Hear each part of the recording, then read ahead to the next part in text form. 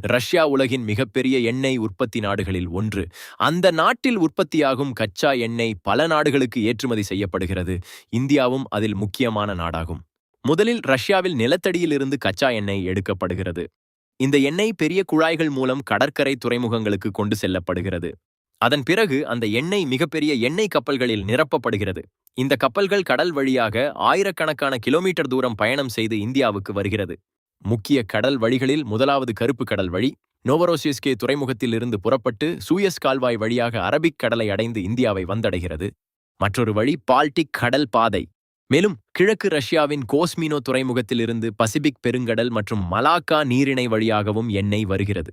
இந்த கப்பல்கள் இந்தியாவின் முக்கிய துறைமுகங்களான குஜராத், மும்பை, மங்களூர் போன்ற இடங்களுக்கு வந்து சேர்கின்றன.